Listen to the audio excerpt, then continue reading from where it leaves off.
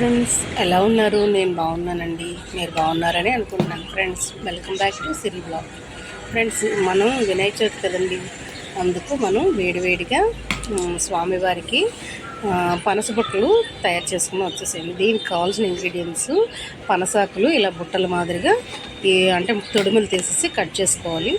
ఇది ఇడ్లీ పిండి అండి. ఇందులో కొంచెం శనగపప్పు సాల్ట్ వేసుకొని జస్ట్ ఇలాగ గ్లాసులను పెట్టేసుకొని మనం కొద్దిగా వేసేసుకొని మూత పెట్టేసుకుంటే వేడివేడిగా మనం ఆవిరి పట్టించుకుంటే వేడివేడిగా మనకి పనస బుట్టలు రెడీ అయిపోతాయండి.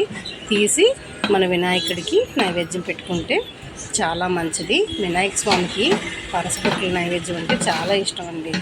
ఎందుకంటే పత్రి ఎంతైతే ఇష్టం ఉంటుందో ఈ స్వామికి ప్రసాదం అన్న అంతే ఇష్టం అన్నమాట.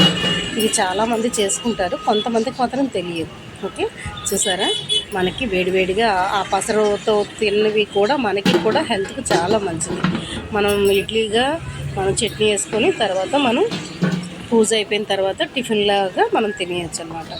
సో చూసారా ఎంత దీనిగా కొద్దిగా నెయ్యి వేసుకొని కారపొడి వేసుకొని తినొచ్చు, లేదంటే మనం చట్నీ చేసుకొని కూడా మనం సర్వ్ చేసుకోవచ్చు. భగవంతుడికి పెట్టేసి మనం పూజ అయిపోయిన వెంటనే టిఫిన్ లాగా మనం తినేయచ్చు. సేమ్ మనకి ఆవిరి కుడుము తిన్నట్టే ఉంటుందండి, చాలా బాగుంటుంది. మధ్య మధ్యలో శనగపప్పు తగ్గుతుంది. కొంతమంది కొబ్బరికూర కూడా వేస్తారు, నేనంటే కొంచెం కొబ్బరికూర కొద్దిగా వేసాను, ఎక్కువ వేయలేదు. ఇదిగో చూసారా సేమ్ మనకి టేస్ట్ అయితే మాత్రం ఆవిరి కుడుములాగే ఉంటుంది. సో ఈ వీడియో మీకు నచ్చితే లైక్ చేయండి, షేర్ చేయండి, సబ్స్క్రైబ్ చేయండి, అలాగే బెల్ ఐకాన్ క్లిక్ చేయండి. Bye friends.